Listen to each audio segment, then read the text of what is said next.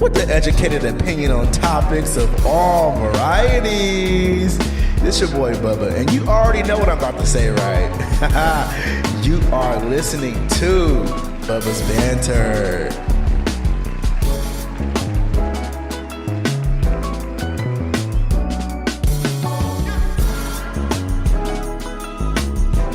Yo, what's good, y'all? It's your motherfucking boy. I ain't gotta say no names, right? But I am, and it was your boy Bubba, and you are watching and also listening to Bubba's Banter. I hope you guys are living well, feeling well. I am doing good. I'm doing great. I'm feeling fine right now. As y'all can see my shirt right now. Hold on, I don't know. Y'all can see my shirt. There you go. That Teddy Swim shirt. Yo, so why I went to the Teddy Swims concert this week, and it was amazing. It was freaking fire. Like, y'all know I love me some Teddy Swims. I've been listening to Teddy Swims. I was about to call him Tony Swims. I don't know why I want to call this man Tony. But I've been listening to Teddy Swims since like 2019. It's funny because I was talking to a man, this hot dude, and I was coming home on the train from Seattle and was sad because, you know, he kind of let me know that things weren't going to work out for us in that way. And, you know, so I was like, you know, went home sad and shit. And I was listening to this song called I Can't Make You Love Me by Tank.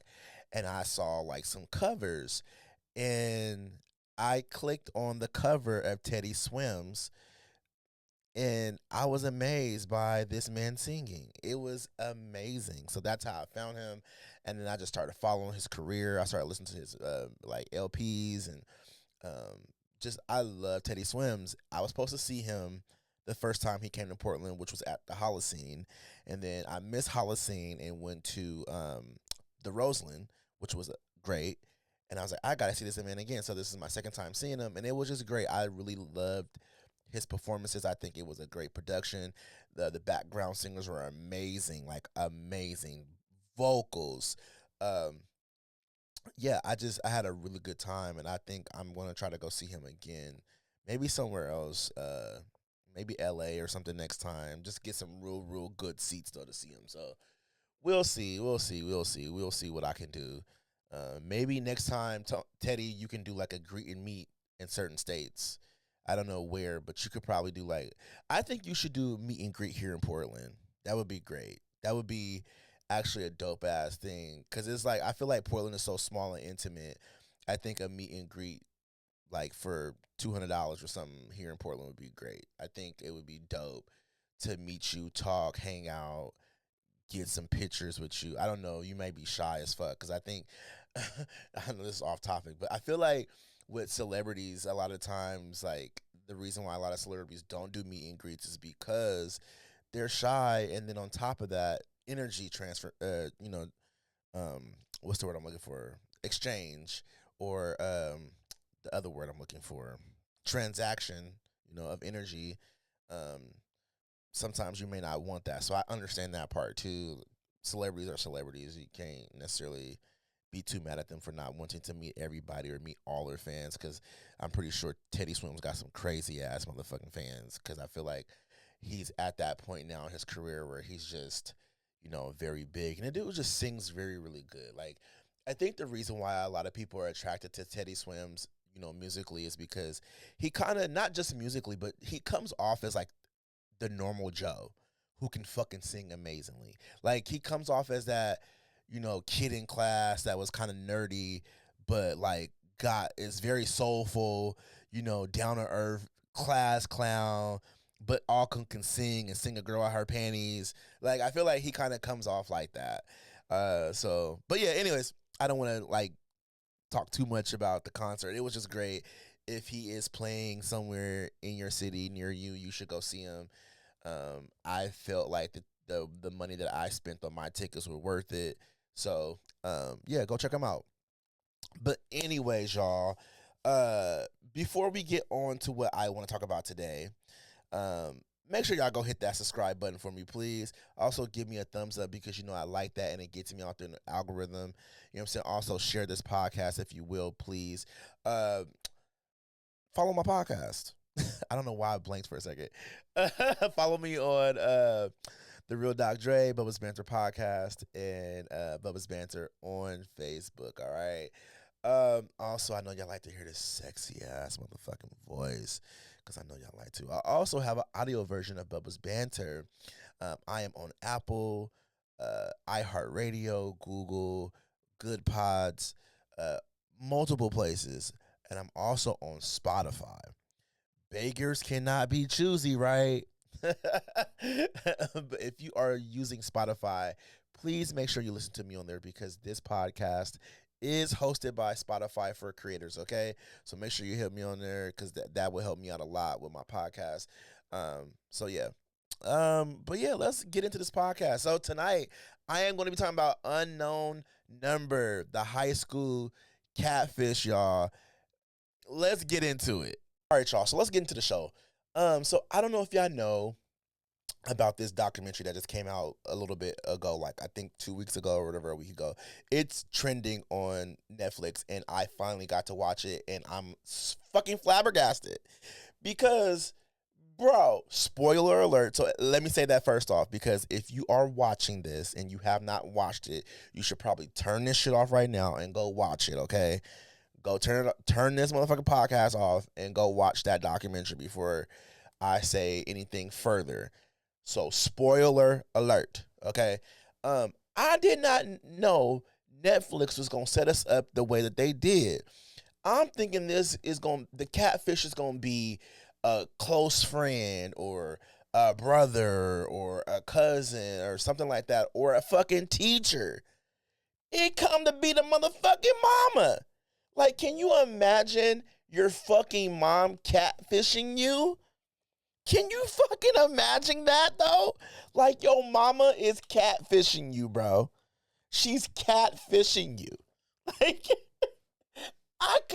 me and my mama would have motherfucking beef. Like, there's no fucking way that I can imagine my mother catfishing me. Yeah, so, I don't know if I know this. The thing is, too, let me go back. My mom is catfishing me more than 2 years. For almost 2 years, my mom is cat fucking fishing me. Oh, bro. I can't do it. Anyways, so, this story starts off with two students by the name of Lauren and Owen. They were high school sweethearts at the time. This is back in 2020, fall of 2020. They were cool, tiny town, Beale City. Let me look at my notes. Beale City, Michigan. Nothing really happened there. The town was very, very fucking small. Like, literally small as shit. Everyone knew each other. In the fall of 2020, Owen and Lauren started getting these crazy fucking text messages, like really bad text messages, like trying to break up, Owen and Lauren, like, oh yeah, blah blah blah. So they were gonna go to this party. Are you gonna come? This is that, and this is that. Like, it was crazy. Like, you know what? At some point, I was just like, why not? Okay, I feel like something was fishy because I was like, why not get your daughter a new phone? Either parent, like mom or dad, like, why not get your kids new phones and new numbers? Like, why not do that? If they're getting these crazy numbers, and make sure that they're not giving out their number to everybody or whatever the fact it may be, right? But, they kept on getting these crazy ass texts, and we know high school can be, I mean, if you live through high school, if you are above the age of 30, you've lived shit above the age of 20, you've lived through high school, and you just remember how crazy high school was, and that high school drama is high school drama, and that high school drama can be crazy drama. I know for a fact nowadays, high schoolers, they drama is a little deep, bitch. It's a little deep. It's a little further than chain letters and shit nowadays. They fucking posting nudes on the internet of they enemies and doing crazy shit and killing crazy shit. We wasn't doing shit like that in our days. At least I don't think we were. But we did embarrassing shit to, people we may not like and played pranks on people, but now the shit is so deadly nowadays. It seems like can't deal with that. But yeah. So they were getting all these crazy text messages, and it just seemed to escalate from there. And so yeah, it just escalated from there. So, around 2020, late 2020, I should say, into like 2021, they were getting to like 40 to 50 texts a day, like 40 to 50 texts a day in explicit motherfucking text, like nonstop burner numbers. You know what I'm saying? And y'all know, like, everybody know about the text me apps and shit nowadays. People be using these burner numbers to text and harass people and shit. But yeah, like, that shit's crazy. Just imagine 40 to 50 text messages a day. That's worse than getting spam texts. Because I be getting spam texts all day, every day. Verizon, y'all gotta help me with that shit. For real, ASAP. My information may have been leaked. But please. Cause I get spam texts all day, every motherfucking day, y'all. But anyways, just imagine that though, 40 to 50 text messages of just pure fucking harassing, like being mean, saying fucked up shit. And I'm talking about they were like calling her cunts and assholes and bitches and you know, crazy shit. Kill yourself, yes, kill yourself. And like it got real personal and real crazy. And like it was just, I don't know how to explain it, but it was just really fucking hectic. You know what I'm saying? And then, Lauren started getting a bad reputation because she started staying to herself and not talking to nobody because she was getting these texts. She was getting, normal fucking high school, anxiety and like scared. And she was keeping it to herself and playing sports. And people were like, saying bad things about her and pretty much like, you know, oh yeah, you know, Lauren, you're a bitch and you're this and you're cheating on Owen and this is that and you're talking to this guy and this is like just a whole bunch of high school drama again. And then her and Owen broke up. Like they broke up and it it caused a big rift in their relationship. So they broke up. Um which is kind of sad. That's actually kind of sad that they broke up. You know what I'm saying? But high school love is high school love. It was really early on, anyways. They had puppy love, and it's just high school at the end of the day. But anyways, um, so as her reputation is in the tanks now, it's kind of like, sis, you might as well just get you a motherfucking part time assistant to text for you, because at this point, all you doing is getting bad text messages. Like, goddamn, you might as well, because it seemed very fucking crazy to get that many. Like, at some point, they were losing sleep over these text messages. Even after they broke up, her and Owen, she was still getting text messages and threatening messages, and it was just weird that she was still getting this. You know, Crazy, right? So at this point, though, in it, everybody's a fucking suspect. You know, the parents in the school, they're trying to think that it's classmates, and they're going back looking at text messages and looking at relationships and going through the school to see who's hanging out with Lauren and Owen, and seeing who their friends are, their close friends. And they picked out this girl named Chloe, who is a very close friend of Owen.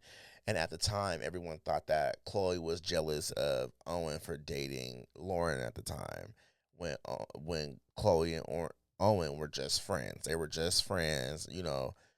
That's what it was. There was no sex things. It was a strictly platonic. And sorry. And yeah, it was just crazy after a while. Like, they were still getting text messages even when they thought it was Chloe. And then they were just trying to figure out how the fuck is this one person, being able to text all throughout the night. This many text messages throughout the night, throughout the day. Like, how are you doing this shit? Like, it got to a point where at the school, the principal started accessing, you know, the cameras and started watching the classrooms of certain like students or whatever, and um, managing the time that Chloe and Owen were getting texts. So they wanted to see if it was an actual student texting the phone at that time. So that's what kind of like helped Chloe out too, in a way where they didn't see the timestamps and match up. Um, it's crazy that happened. It's crazy that happened. Like you just like when an FBI agent got to be a fly on the wall in your high school, that's no longer teen drama, y'all. Like that's no longer teen drama. Like that's some motherfucking shit. That's some motherfucking shit, bro. Like nah, that is crazy. I just never thought to have anything like that happen, in my own high school. But yeah, but let's get on to the big motherfucking reveal of it all. Let's get on to the big fucking reveal. So the big fucking reveal is that it's the mom. It's the motherfucking mom. It's her motherfucking mom. What in the fuck?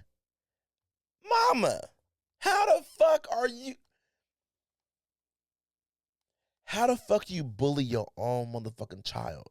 Like, so back in 2022, December, the FBI did a actual trace on the cell phones and traced the numbers, and it traced it back to Lauren's mom, Kendra.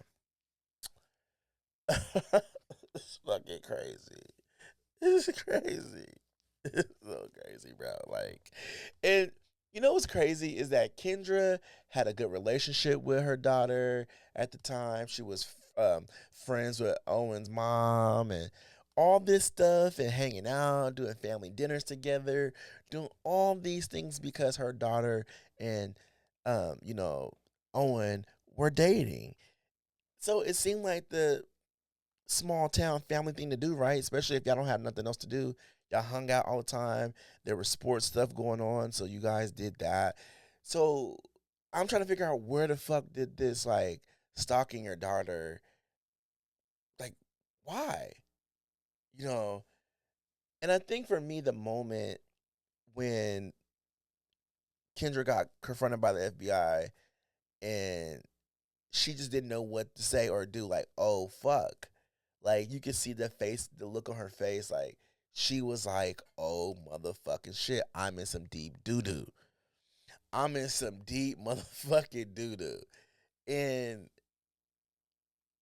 what made it even bigger, I feel like, was when they told her, we're going to tell your daughter because she needs to know what's going on before it gets out. And they sat the daughter down and told her, and she was about that whole time she was sitting there like, oh my God, should I hug her? Oh my God, I fucked up. Oh my God. And I know it is like I destroyed, my daughter self-esteem. Shit. I destroyed my daughter's self-esteem, and at the same time, I also destroyed her trust, and I fucked up my relationship with her. And then the dad comes in too, because they call him there, and he crashed the fuck out, which he had every reason to. But I'm like, damn, bro, you was working that much that you didn't pay attention to your motherfucking wife, you know, sending all these text messages, sitting on the couch all motherfucking day. Like, but apparently to him, he didn't know that his wife did not have a job or not. She was lying about fucking working, bro. She was lying about working at a certain place, at a university or something like that, and she wasn't working there. I don't know if it was a university or some job or whatever, but she was supposed to be making good money and she wasn't working there. And he only found out was because he came home and there was a sign that you're evicted on there. So he didn't know this stuff, quote unquote, because I'm pretty sure he knew something about his wife not having a job. Like, come on now, maybe a couple months, but get real. Like, men are too nosy not to know. That's it. Like, get out of here. But anyways, yeah, I felt bad for the husband because I feel like he was really in love with this woman and she lied that many months with her. Especially, and I think he was also disappointed that the fact that her mother is Lauren's cyberbully. Her mother is her cyberbully. Like, that is like the most far-fetched thing that you can think about. Like, again, I thought it would be a teacher or a custodian or somebody, a school worker, a school employee or something. Like, how in the fuck? I thought it would be the neighbor, but my mama, my own motherfucking mama, ain't no motherfucking way. Just imagine, because you just think about it though. Like, think about this: you are stalking your daughter and being like, "Oh, okay, well, let me check your phone." Like, you literally are sending these text messages to your daughter, stalking her, saying these real mean and rude. Kill yourself. You told your daughter to kill herself.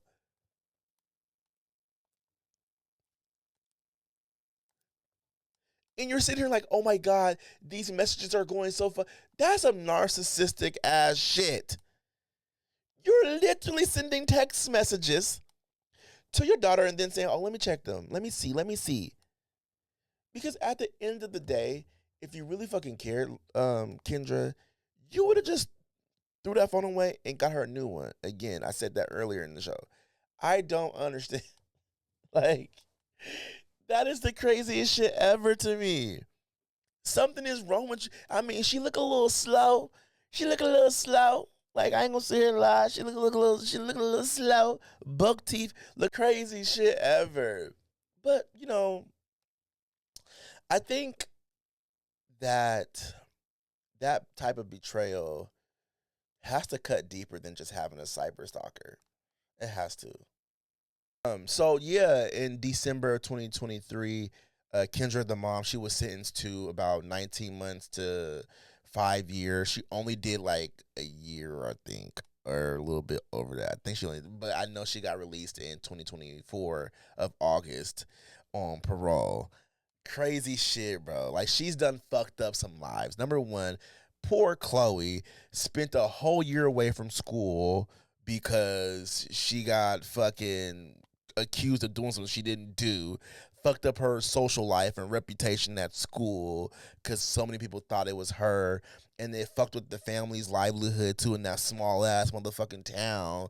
So yeah, like she fucked up the relationship between her and Owen's mom. Like, this woman gave you trust and trusted you, one, because you seemed cool and that your daughter was dating her son, and so she got close to you and formed the bond, and all you did was ruin their relationship.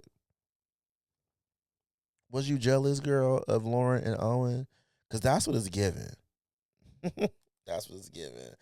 But now Lauren is 18. I think she's 18 now. She hasn't seen her mom, and she's studying criminology. I think it's crazy because in the documentary, she was saying how people are, looking at her funny because, or people are going to look at her funny because she wants to see her mom and she wants to, she's keeping in contact with her mom through email and text messages, I guess now, because there's a no contact order. Um, you have to understand that her mom birthed her, and be up until that, they probably did have a really good relationship. And I think sometimes people do not understand that people create a world out of insecurities. And I think that's what happens, especially when you want the attention. Now, she tried to say that the earlier text messages that she sent to her daughter was not her, but it, it was her. Everything was her. And I think it's just so sad to me that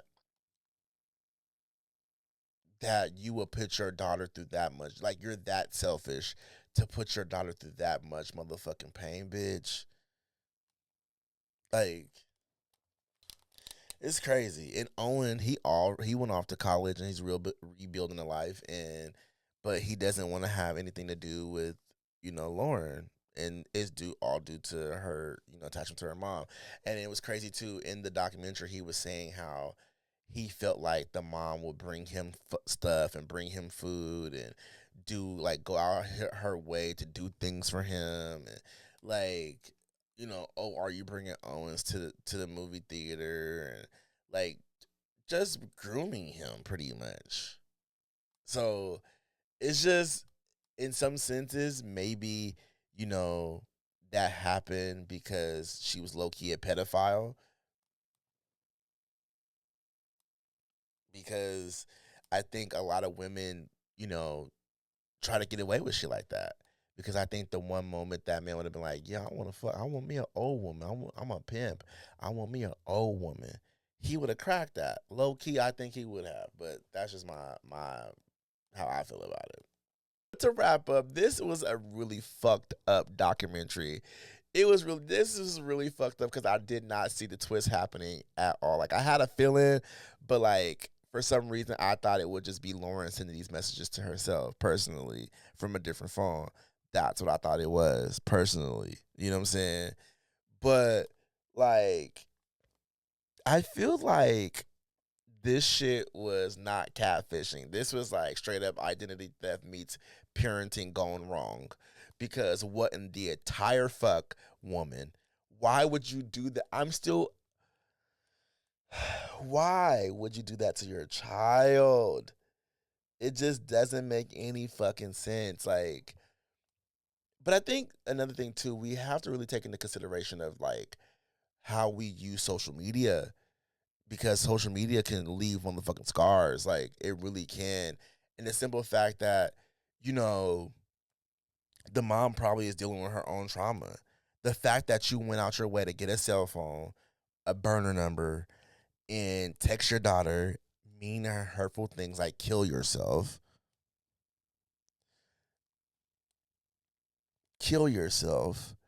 like you told your daughter to do that. That's crazy. Like I just that's crazy. It's the craziest thing ever. So you have to be at a point in your life where like you just don't give a fuck anymore or you're just being extremely selfish to do something like that. Because I would never ever ever ever ever ever ever ever ever put my kids through something shit like that. Like that's the craziest shit ever and I just yeah, like I don't know, but I do think that the mom did have some type of, you know, she had some type of crush on Owen. Like she definitely had some type of like, oh my god, look at this. Because there's a lot of female pedophiles out here and groomers that love to mess around with young boys, and I think it's just not looked upon because like it's that old school way of thinking that oh I'm a young man cracking a motherfucking older woman. I'm the man now. I'm the man right here. Dun, dun, dun. Nah. But that's the ideal of it though.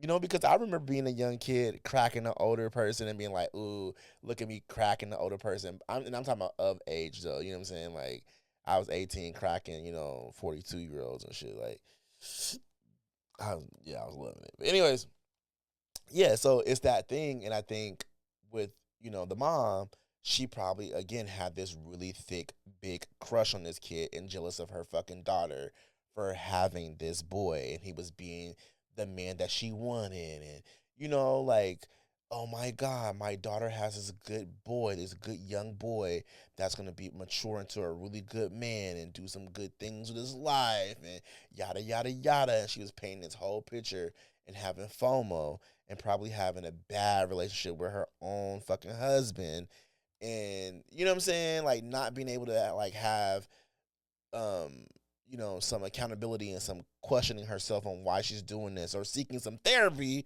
because most of us needed that shit back in 2020 anyways. um it's sad that it got to this place because I think that's exactly what happened. I think she just was falling in love with this boy and just watching proximity of her daughter having she probably sat down with her daughter and had conversations about Owen and shit, like having deep ass conversations about him with her. I bet you, I bet you any kind of money, like that's how it all starts out. And when she knew she couldn't get to Owen, she had to break them up some way, somehow. Like you're texting your daughter's son. That's mad fucking weird. Like that's mad fucking weird, bro. I just yeah, ain't nobody got time for that. Ain't nobody got time for that. Like, I just, how do you live your life after that? That has to be traumatic as fuck. I just, yeah, I don't know what else to say. But anyways, thank you guys for liking, sharing, subscribing, and watching Bubba's Banter. I really do appreciate it. I just hit 100 subscribers today, so please, please, please, please make sure you continue to subscribe and get me out there more on YouTube. I really need that. I love y'all so freaking much. If you love to listen to this sexy ass voice, please make sure you click the link in the bio and go to my link tree, and you'll see exactly where I'm streaming at. But if you do use Spotify, please make sure you follow me on there because what? This podcast is hosted by Spotify for Creators. Also, follow your boy on social medias. Did I say that already? Because I know I'll be forgetting sometimes. Follow me on my socials, which is The Real Doc Dre, Bubba's Banter Podcast, and Bubba's Banter on Facebook. I really do appreciate you guys so much. I am getting very, very fucking tired because I have to go to work tomorrow. Um, so, yeah. I'll see y'all when I see y'all. Peace.